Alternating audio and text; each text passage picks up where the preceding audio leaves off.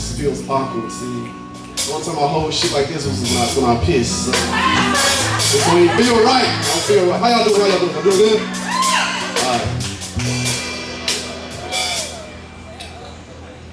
Alright. Man, let's focus on my chest. Hold on. Dang, I was gonna do something sexy, but now I don't want to like say nothing dirty like that. Okay, we'll give you guys a show real quick. I miss the days.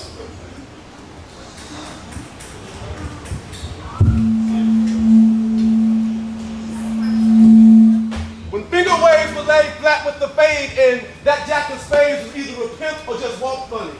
Gates and white walls, TV antennas on Cadillacs. Dream Mad Dog made you feel like a happy cat. We had checkerboard fat laces, braces with bumpy faces, birthdays got celebrated. I wrote a poem to every girl I dated and they wrote back. Cause brothers was buzzing for the honeys. Now they call them bees, and the queen became the worker of the hive. See, somewhere the king lost his pride for getting how to defend and provide. I miss the days when if a fool was out of place, she could throw a drink in his face and still not be called a bitch or get hit. When chivalry was common courtesy, music made common sense. It didn't sound selfish, I made you jealous. Like Calloway inspired us with that song, I wanna be rich. Lyricists protested war and what was it good for? No one could outscore Wilt Chamberlain on or off the courts. Remember Pencil Break, PD Pitch, Get Like Me, Key Lock BD, Punch Me So Hard. We played paparazzi, shooting stars in our front yards. Invisible force fields could protect us. The coolest bike had the most reflectors. We made Kool-Aid concentrated, ice cream with snow, picking extreme afros and was reading rainbows. The old widow on the block always gave us candy. We made it rain with the deuce and wanted to be down with Brandy. I miss the days when kids couldn't play to finishing all their homework and your mama don't wear no drawers. Our songs were killer off. We played the dozens with our cousins, but nobody laughed at Michael Jackson for flooding. Before Daddy left us, cartoons were the cornerstone of breakfast. Bruce Lee could kick anybody's ass, including Chuck Norris and Superman. My grandmother raised me to say yes sir, no ma'am. Everybody embraced family. So even the devil had a son-in-law named Petey Wheatstraw. I bet your neighbors knew your name. They came over to acknowledge us. Young Brenda had a baby, but at least she knew who the father was. I miss the days when fellas wanted to play hide and go get it, and the girls was with it. Ricky Bridget always hid in the same spot. I mean, when the pill could kill the symptoms if you came down with it. My fitted cap was like American Express, never left home without it. Wore to the right or the left and still got respected. Flexing hammer pants at the dance, and MC's tightest verse was clean, and the hype man performed choreography. Now, all they do is this. We kept our pants up, shirts tucked, and we ripped them bridges, but we just patched them holes up. Listen, my school didn't have air conditioning, but we had prayer.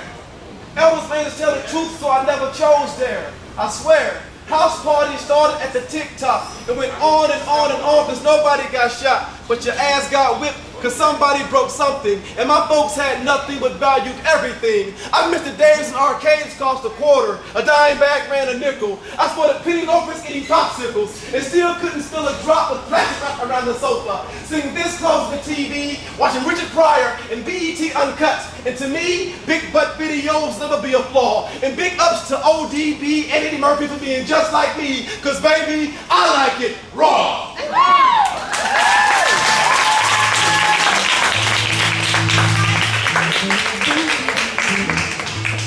So, how many of you guys got to go out and do a protest today for the Trayvon Martin rally? Anybody? Anybody here? Yeah! How was it? How was it? Did you guys feel like, honestly, like, did y'all like honor him? Did y'all feel? No perspective on that? No? I just kind of went out, wanted to just hang out, get a few phone numbers. I mean, nah, get support the cause. Don't get out and get mad and don't do nothing tomorrow. That's the answer. I think so, yeah. That's it. Don't get mad about it today and do nothing about it tomorrow. Yeah. That'll work. Well, for those who made it out to support it, it's more than just being among the masses of people or whatever, and being seen in photographs and whatnot. You know, honestly, you're actually embarking on history. And so it really is a good thing as a community that we support these kind of events and situations when they happen. So those who are able to support, please do so.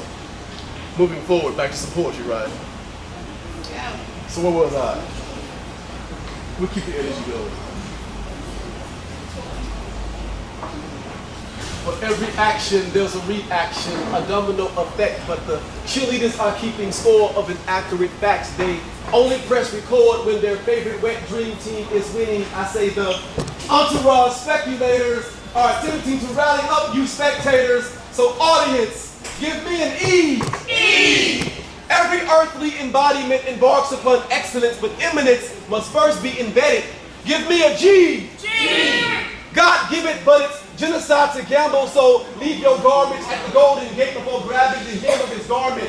Give me an O. O. Observe how I obliterate obsess obsoletes into oblivion for occasionally being obnoxious. Now what does that spell? Ego. If I had an ego, it would be so fucking big that the cervix that nourished and birthed it would have to dilate to a perfect 50, 360 degrees, or get a triple C-section, and the world would need 400 epidurals to comprehend the pain of my people's slavery. If I had an ego, I would praise it like it was spiritual, and only hold it periodically like part-time deadbeat fathers who believe absence makes the heart grow fonder. And I would only child support it by laying with women willing to give it siblings to play with and still convinced I've got its back like a ventriloquist. My ego would be so foreign. It would need a passport, green card, and translator because it would speak with an accent, and I would teach it to talk and walk backwards just to be different. My ego would be so beautiful. I had to serenade it, seduce it, fuck it, marry it, listen to it, complain, carry it on my taxes, practice being loyal, dedicate my time, compliment it, every day reminded how fine it is, love it through health and sickness, lie about my mistress. My ego would be fully equipped with a built-in attitude adjuster with an alarm that sirens when in the company of fake motherfuckers. It would pray for you like a pastor, ashes to ashes and dust to dust. It would tell you that sagging looks sad and the new swag looks strange. It would advise you if money talks then bad credit will snitch. It would piss off misleading hypocrites. It would say any poet who's never got naked on stage and played with the climax is still a virgin. I would package and send it to those with low self-esteem. It would give you wings and dip everything in chocolate to make life sweeter. It would back up every poem with a singer, amplify your bass line, treble, and tweeter. I would teach it to be a poet for profit. And just like Jesus, I would only go where I'm needed, but I've succeeded where I wasn't wanted. It would say woman.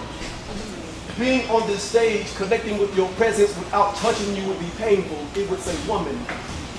I love to exchange sex spaces, but I'm more intrigued in altering your last name. My ego would always need to be the center of attention, then become so popular. It would probably get popped by a block like Biggie and Pac, but most importantly, you must know that I am Poe, because I'm just a fucking slam poet. So even if I had an ego, there's no goddamn way I'd ever be able to afford it. Thank